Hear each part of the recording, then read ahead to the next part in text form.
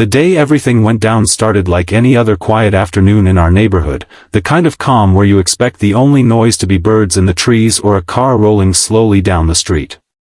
My wife was inside unpacking a few groceries, humming softly as she moved around the kitchen.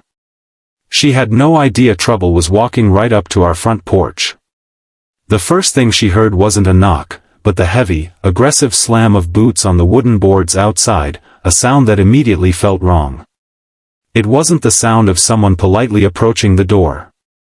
It was the sound of someone storming in like they owned the place. Curious and a little unsettled, she set the groceries aside and went to check. When she opened the door, 3 men were standing there, lined up like a pack of wolves trying to look intimidating. They were wearing black uniforms with cheap Velcro patches that read HOA enforcement, shiny badges that glared in the sunlight, but even from a glance, something about them screamed fake. Their boots didn't match, their belts were crooked, and their body language was all wrong, more like street thugs than trained officers. One of them, the tallest with a smug grin plastered across his face, took a step forward and barked, "Ma'am, you're in violation of HOA rules. We're here to inspect your property." My wife froze for a moment, confused, before replying calmly, "Excuse me? This isn't even an HOA neighborhood. You've got the wrong house." The man chuckled under his breath, like she had just said something ridiculous. The one on the right, a stocky guy with a shaved head, folded his arms and muttered, "Don't play smart with us. We know what we're doing." My wife wasn't the kind of woman to back down easily, but she was also careful with her words. She told them firmly, "I don't know who you are, but you need to leave our property right now. You're trespassing." That was all it took to set them off. The tall one sneered and took another step forward, his eyes narrowing. "Lady, don't make this harder than it needs to be. You've been reported, and we're here to do an inspection whether you like it or not. That's how HOA works." My wife stood her ground, gripping the doorframe, her voice steady but sharp. "We are not under any HOA. There are no rules here. Now, I'm asking you one more time, get off my porch." And then it happened. The man's face twisted with frustration, and without warning, he leaned in and slapped her across the face with the back of his hand. The sound was sharp, brutal, echoing down the street. My wife stumbled back a step, her hand flying to her cheek in shock. The sting wasn't just physical, it was the shock of being disrespected, the violation of someone putting hands on her in her own home. The other 2 men laughed, actually laughed, as if it was some kind of joke. One of them said, "That's what happens when you mouth off to HOA cops." But here's the thing, they had no idea who was inside that house with her. They had no idea that just a few feet away, I had been sitting at the dining table going over some paperwork, and I heard everything. I heard the slam on the porch, I heard their arrogant voices, and I heard the sickening crack of that slap. My blood boiled instantly. I'm not a man who loses his cool easily. Years of Navy SEAL training taught me to control my emotions, to think clearly under fire, to stay calm even when chaos explodes around me. But this wasn't combat overseas, this was my wife, the woman I swore to protect, being attacked on our own doorstep by a pack of cowards hiding behind fake uniforms.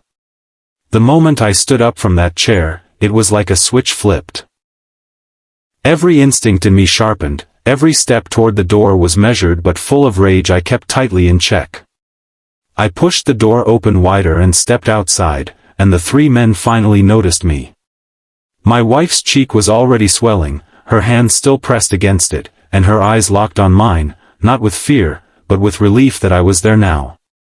I scanned the 3 intruders quickly, the way I used to assess threats in the field. Their stances were sloppy. Their uniforms were inconsistent.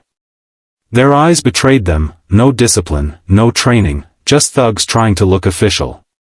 I turned my gaze on the tall one, the coward who had just slapped my wife. My voice came out low, steady, the kind of tone that makes a man realize he's in trouble before he even processes the words. "You just hit my wife?"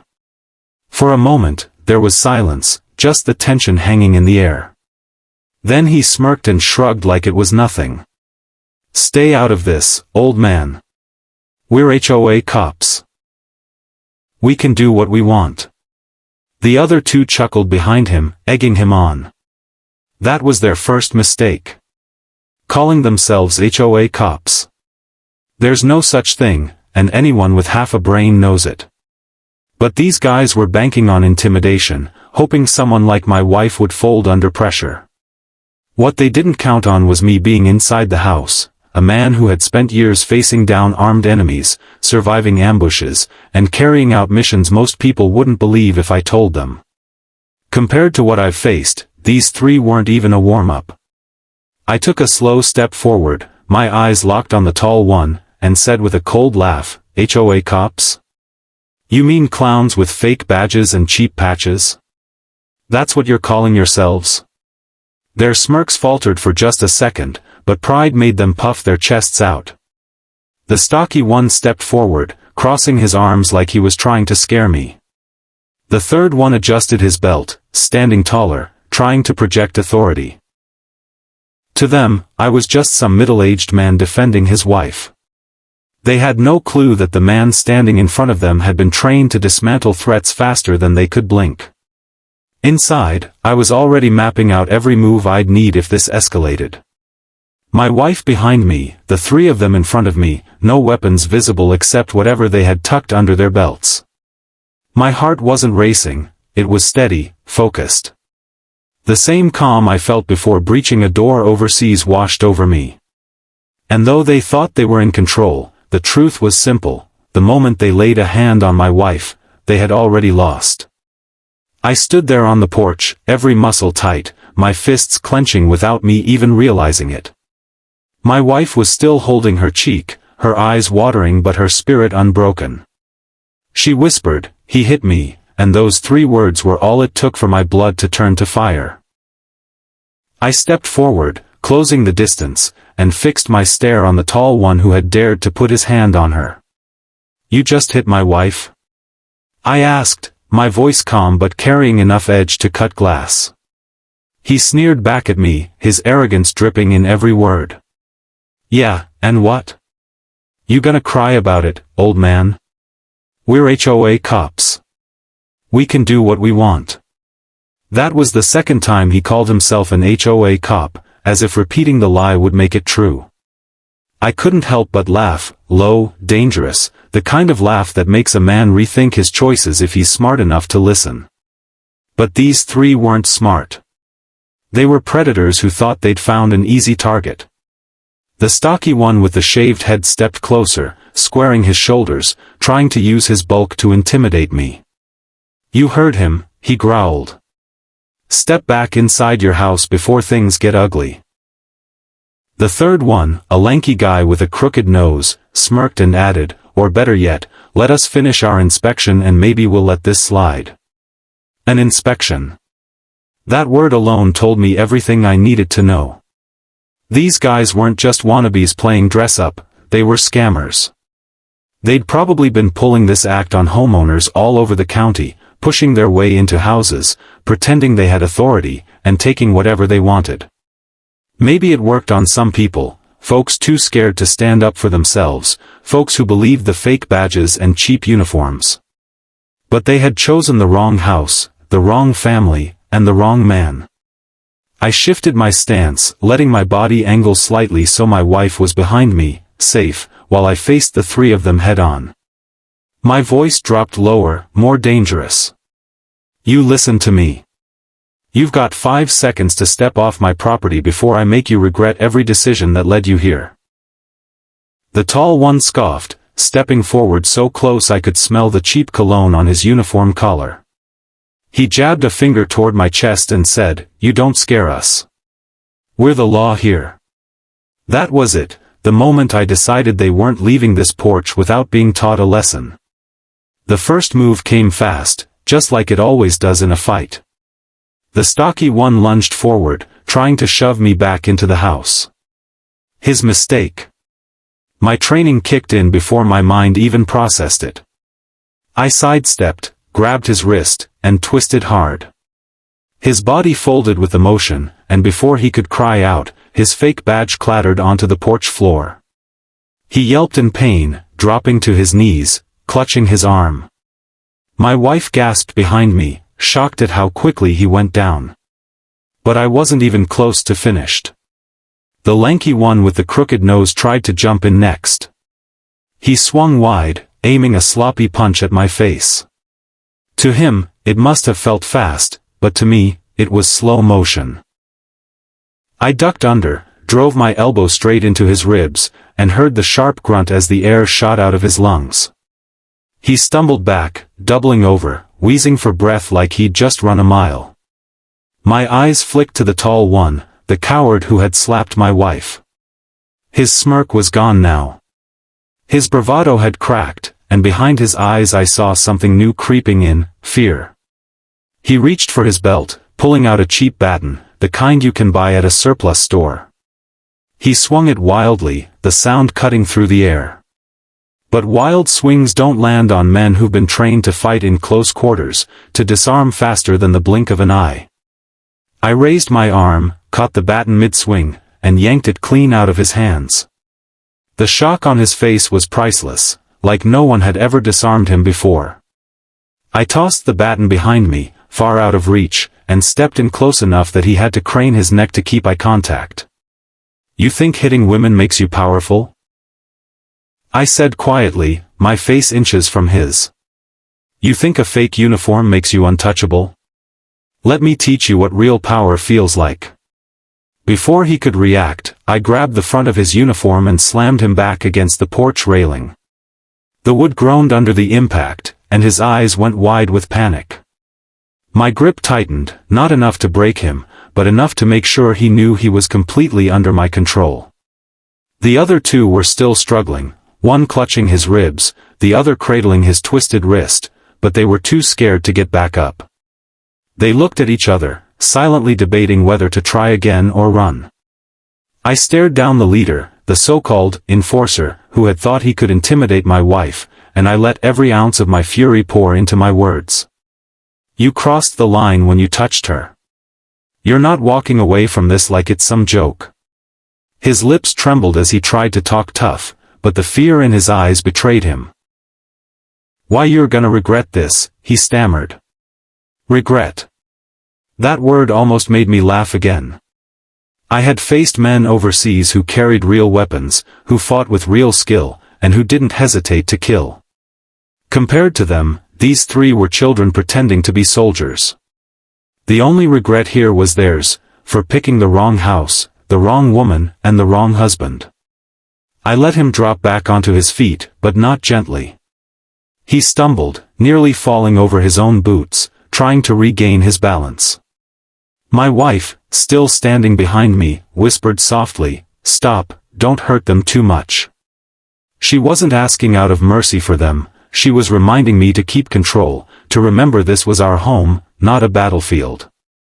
And she was right. I took a deep breath, pulled my phone from my pocket, and held it up for them to see. "You've got about 10 seconds before real law enforcement gets here. You want to test your luck with them?" Their bravado evaporated instantly. The lanky one shook his head, mumbling something about a misunderstanding. The stocky one muttered curses under his breath, still nursing his wrist.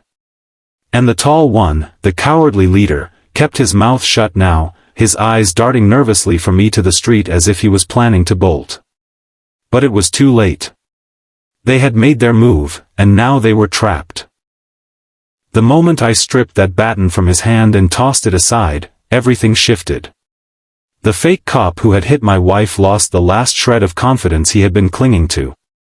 His shoulders sagged, his breathing quickened, and the fear in his eyes betrayed the truth, he was out of his depth. But fear makes desperate men reckless, and desperate men can still be dangerous. He tried to step back and regroup, but I didn't give him the chance. I closed the gap, locked his arm into a hold I had learned years ago in training, and bent it in a way his body wasn't built to handle. His knees buckled instantly, a strangled cry bursting out of his throat as he realized he was completely helpless. His two partners flinched, exchanging glances, unsure whether to help him or run. They had come here thinking they were in control, but now they were watching their so-called leader crumple under pressure like a rag doll. I leaned down close to his ear, my voice low, deliberate, the way I used to talk to prisoners who needed to understand just how thin the line was between mercy and destruction. You ever touch a woman again, especially my wife, and I will make sure you don't walk straight for the rest of your life. Do you understand me? He nodded frantically, his breath hitching in panic, but I wasn't finished. I tightened the hold just enough to make him whimper before releasing him, letting him drop face first into the dirt. He coughed, scrambled weakly to his knees, and looked up at me like he'd just seen a ghost. The stocky one with the shaved head finally found the nerve to lunge at me again, maybe thinking he could catch me off guard while I was focused on the leader. But his movements were predictable, sloppy, like a street brawler who thought size made him unstoppable. I pivoted, using his own momentum against him, and he went crashing into the porch railing with a loud thud that rattled the wood. He groaned, slumping down, holding his shoulder. That railing had taken a beating tonight, but it held firm, unlike these wannabes. The lanky one with the crooked nose, still wheezing from the rib shot I had given him earlier, finally pulled out what looked like a cheap switchblade. My wife gasped when she saw the glint of metal, but I was already moving. He flicked the blade open with a shaky hand, pointing it toward me like it was going to scare me off. "Stay back," he snarled, though his voice cracked halfway through. I shook my head slowly, almost pitying him. "Son, I've taken knives off men 10 times deadlier than you. Put it down before you get hurt." Instead of listening, he lunged forward with the blade. That was the worst mistake of his life. I stepped aside, grabbed his wrist mid-thrust, and twisted. The knife clattered harmlessly to the ground, and I followed up with a sharp kick to the back of his knee. He went down hard, collapsing onto the porch boards, howling in pain. In less than 5 seconds, all 3 of them were down, the leader in the dirt, the stocky one groaning by the railing, and the lanky one clutching his knee with tears of pain in his eyes. My wife stood behind me, wide-eyed, clutching her hands together as she watched the chaos unravel. She had always known I was trained, but I don't think she had ever seen me like this, calm, methodical, controlled, but every move precise and devastating. I straightened up, breathing steady, my eyes scanning the 3 of them as they lay beaten and broken on my property. "You call yourselves HOA cops?" I said, my voice carrying over their groans. "You're nothing but bullies in costumes. And tonight, you picked the wrong house." The leader tried to sit up, dirt smeared across his face, his voice shaking as he spat out, "You'll regret this. You don't know who we are." That line almost made me laugh. "I don't need to know who you are," I shot back. "The sheriff will. And when he gets here, you'll wish you'd never knocked on my door." I pulled my phone from my pocket and dialed, pressing the speaker so they could all hear the line ring. My wife leaned close and whispered, "Are you calling 911? I shook my head, giving her a small smile. "Better. I'm calling the sheriff himself." She blinked, realizing what that meant. The sheriff and I went way back, years ago from joint exercises and overlapping careers. We weren't just acquaintances, we trusted each other. And when I called, he always answered. Sure enough, his familiar voice came through after one ring. "Well, I'll be damned. Haven't heard from you in a while. What's going on?" I glanced at the 3 impostors, making sure they heard every word. "Got a situation at my place." 3 guys showed up in fake uniforms, claiming to be HOA cops. One of them slapped my wife. "I've got them contained, but I'd appreciate some official backup." There was a beat of silence on the other end, then the sheriff's tone hardened. "Say no more. Units are on the way. Sit tight. And don't let them leave." I ended the call and slipped the phone back into my pocket, fixing my stare on the 3 intruders.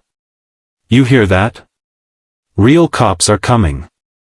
You had your chance to walk away before you crossed the line.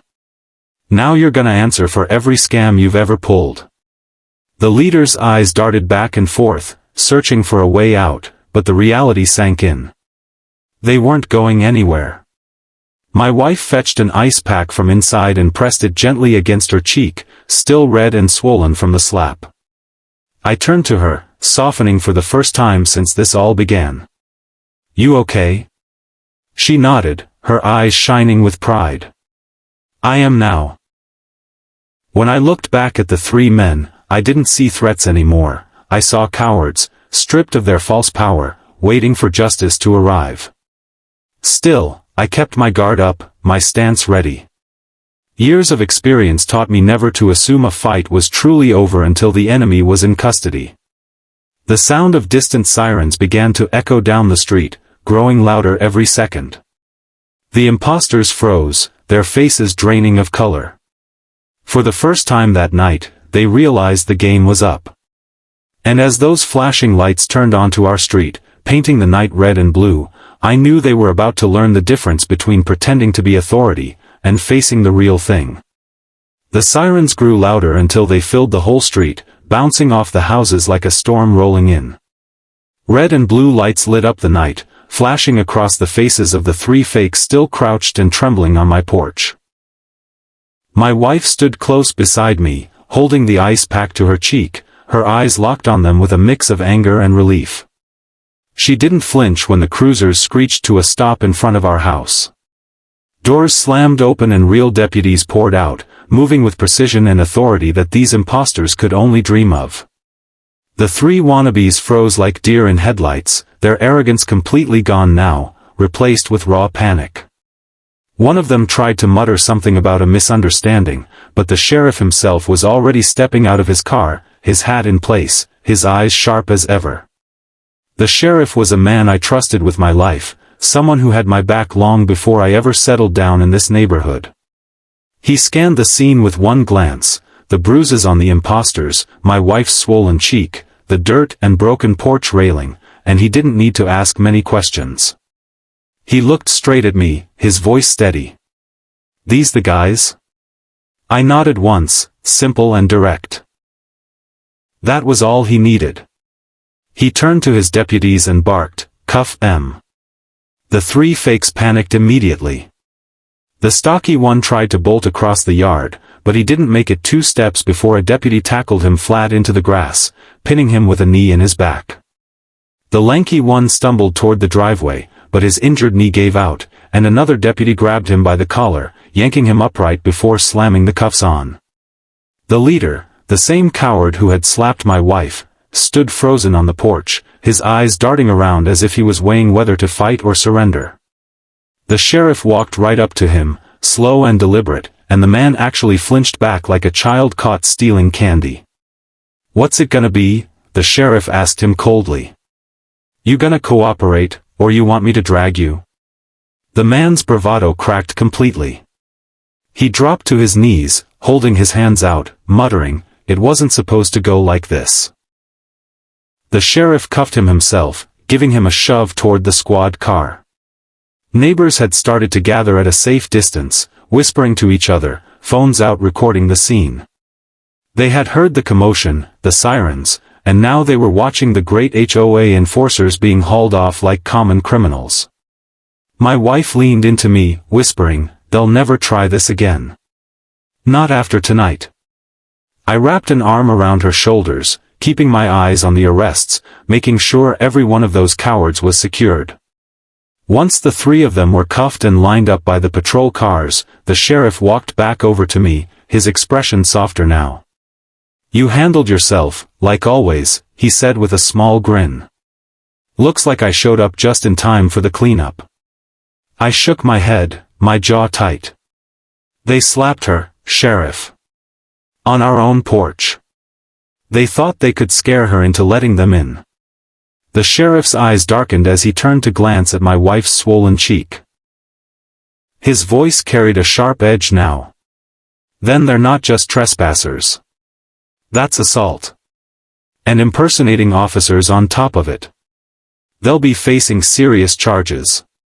The leader, cuffed and leaning against a patrol car, tried to shout, "We didn't mean no harm. We were just trying to enforce rules." The sheriff cut him off immediately, turning on him with fire in his voice. "Rules? You're lucky you didn't get yourself killed tonight. You don't slap women. You don't impersonate law enforcement. And you sure as hell don't pull this kind of stunt in my county." The crowd of neighbors erupted in murmurs, some even clapping. The fakes hung their heads, finally realizing how bad their situation truly was. My wife finally spoke up, her voice strong despite everything. "They came here thinking they could intimidate me. They laughed after they hit me. If my husband hadn't been here," her words trailed off, but the point was clear. I squeezed her hand gently, letting her know she wasn't alone. The sheriff nodded firmly. "They won't be laughing where they're going. I'll personally make sure the DA hears every detail about this." The deputies began loading the impostors into the cruisers, one by one. The stocky one grunted in pain as they pushed him into the back seat, his wrist still sore from where I had twisted it. The lanky one winced every time he put weight on his injured knee, limping awkwardly as a deputy guided him into another car. And the leader, the man who had started all of this with a single slap, sat in the back of a cruiser with his head hung low, staring at the floorboards like he couldn't believe his luck had run out. The sheriff stayed a few minutes longer, asking me to give a statement later, but he already knew the gist of it. He trusted me, and he trusted what he saw. Before leaving, he looked at me with a smirk that carried both respect and understanding. "You know, if I didn't know better, I'd say you never retired. The way you handled them. Well, let's just say they're lucky you kept your cool." I gave a small laugh, though it didn't reach my eyes. Old habits die hard.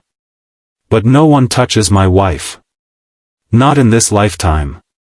When the last cruiser pulled away, the red and blue lights fading into the distance, the street slowly quieted again. Neighbors drifted back into their homes, the excitement over, but I knew they'd be talking about this night for weeks.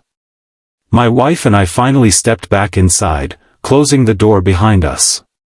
She set the melted ice pack down on the counter, turning to me with a tired smile. "You didn't just protect me," she said softly. "You reminded them, and everyone watching, that there are still men who won't let this kind of thing stand." I pulled her into a hug, holding her close, feeling the weight of the night settle into my shoulders. My hands were steady, my heartbeat calm, but deep down, the anger still simmered. Not because I hadn't done enough, but because there are people in this world who think violence and intimidation make them powerful. They think a fake uniform gives them authority. But tonight, they learned the hard way that real strength doesn't come from fear. It comes from protecting the people you love, from standing your ground when it matters most. As I held her, I whispered into her hair, "They'll never touch you again. Not while I'm breathing." She nodded against my chest, her voice barely a whisper. "I know." And with that, the house finally felt safe again. The chaos outside was over, justice was on its way, and those three impostors were going to spend a long time behind bars thinking about the night they picked the wrong porch, the wrong woman, and the wrong husband to mess with.